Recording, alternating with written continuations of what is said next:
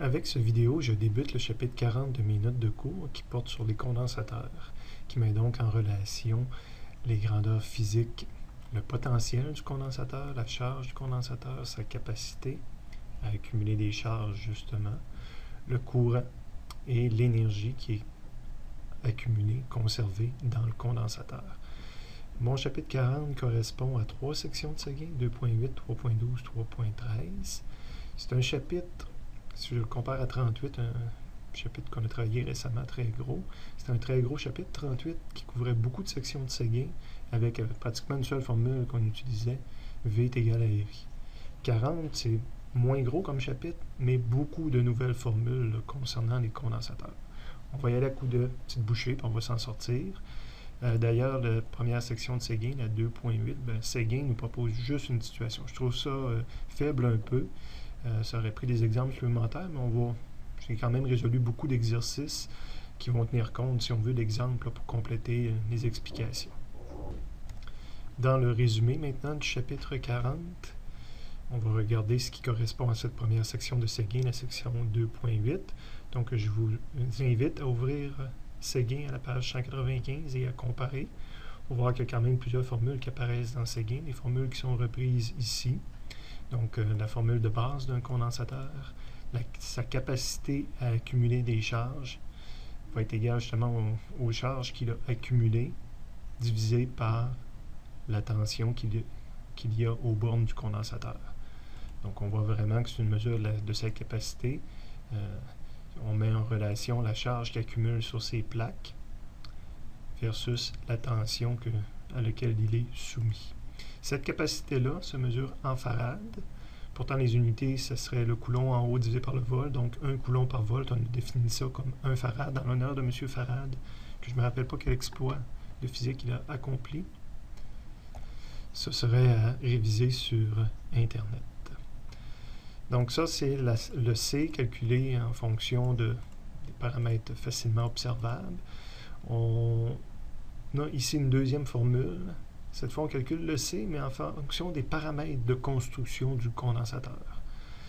Évidemment, il existe différents types de condensateurs. La formule qui est donnée, qu'on utilise principalement, c'est celle d'un condensateur plan, dans le sens que de celui que je vous ai montré en classe, là, deux plaques qui se font face, deux plaques planes qui se font face, donc l'équivalent de deux pipiouks. On a vu que des pipiouks pouvaient accumuler des charges, donc c'est ce qu'on fait un peu avec un condensateur. Donc, constante électrique, fois l'air des plaques, divisé par la distance entre les deux plaques. Donc, la distance entre les deux plaques, l'air des plaques. Évidemment, ça nous donne le C pour quelque chose pour un condensateur qui est vide, qui a de l'air ou qui a le vide entre ces deux plaques. Remarque les particularités d'un condensateur, il accumule la même charge sur ces deux plaques. D'un côté, cette charge accumulée va être positive, et de l'autre côté, va être négative. Évidemment, je vous ai mentionné, puis dans les lectures qu'on va faire dans Seguin, il va vous mentionner exactement qu'on peut insérer un matériau isolant, on appelle ça un diélectrique, entre les deux plaques, et ça change la valeur de C, ça change la capacité de notre condensateur. Il y a une relation entre la nouvelle capacité et la capacité du condensateur quand il n'y avait pas d'isolant entre ces deux plaques. Et la constante, c'est ce qu'on va appeler la constante diélectrique. C'est une constante qui est caractéristique du matériau qu'on utilise. Donc, cette valeur-là est constante pour le papier, pour le plastique, pour le bois. C'est des valeurs différentes, là, mais c'est une valeur caractéristique de ces différents matériaux. Entre autres, un condensateur qui est vide, on va dire que ça a vraiment la constante du vide, c'est le 1. Un condensateur qui est séparé juste par de l'air, on prend pour acquis que c'est également 1. C'est pratiquement 1, la constante diélectrique de l'air. Pour les autres matériaux, sauf de très rares exceptions, la constante diélectrique est plus grande que 1. Donc la valeur ici est plus grande que 1. La valeur de capacité va augmenter par rapport au vide. On a une définition ici de la constante diélectrique. On va le voir dans les explications de Seguin. Le champ électrique varie lorsqu'il passe à travers un matériau isolant. Donc, on peut faire un rapport entre le champ électrique à l'extérieur du matériau puis le champ électrique à l'intérieur du matériau. Donc, un rapport entre les deux. Et c'est ce qui nous donne la constante diélectrique. Quand un champ électrique devient trop grand, il peut se créer un éclair. Un spark, qu'on dit des fois dans le langage électrique. claquage électrique, la formation d'un chemin conducteur alors qu'il n'y a même pas de conducteur. Donc, il y a une valeur de champ électrique qu'il ne faut pas dépasser. On appelle ça le E max ou la rigidité diélectrique. Et quand notre champ électrique devient trop grand, qu'il dépasse le E max, il peut y avoir un claquage. Évidemment, je le dessine ici, mais quand on charge les condensateurs, comme il est chargé, lui, avec plus Q, moins Q, c'est ça, c'est deux PPA qui va exister un champ E entre les deux. C'est même dans le champ E qu'on va conserver de l'énergie, si on veut. Et ce champ E-là, s'il devient trop grand, parce que là, j'ai expliqué que les électrons ne pouvaient pas passer, c'est le vide entre les deux. S'il devient trop grand, il peut y avoir un claquage, puis il va y avoir un éclair, les électrons vont passer au moment de l'éclair.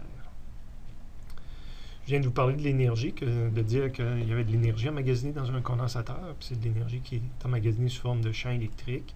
Donc, on a trois variations différentes de la formule pour calculer l'énergie dans un condensateur. Encore une fois, ça ressemble un peu à du 1/2 mv carré. C'est pas tout à fait la même chose. Et étant donné qu'il y a une relation toujours entre mes trois paramètres de base du condensateur, je l'ai en trois formats ici. Si je fais disparaître le delta V, si je fais disparaître le Q, ou si je fais disparaître le C en utilisant la relation qui est en haut. C'est pour ça qu'on a trois formes de la même équation.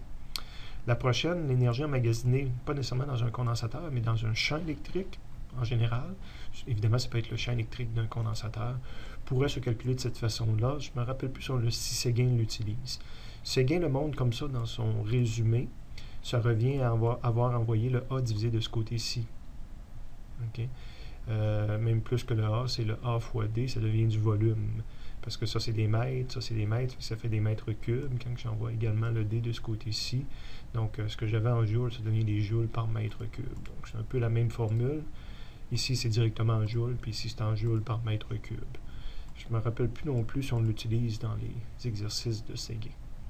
Et remarque, on a déjà montré que quand on insérait un diélectrique, un isolant dans un condensateur, ça faisait varier la valeur du condensateur. Mais évidemment, ça fait varier la plupart des formules qu'on a sur cette feuille-là. Toutes les fois que epsilon 0 apparaît dans une formule, ça c'est pour le vide. Puis quand que je rajoute un matériau, il faudrait remplacer epsilon 0 par kappa epsilon 0. Okay? Donc c'est l'effet d'insérer un matériau isolant dans la configuration qu'on a. Là où ça a l'impact le plus intéressant, c'est pour l'énergie. On ne voit pas, dans la UC ici, on ne voit pas directement le epsilon 0. Pourtant, le epsilon 0 est caché à l'intérieur du C, parce qu'on a vu que le C contenait un epsilon 0. Donc, même au niveau de l'énergie, quand j'insère un matériau isolant, mon énergie va augmenter par rapport à l'énergie d'un condensateur vide.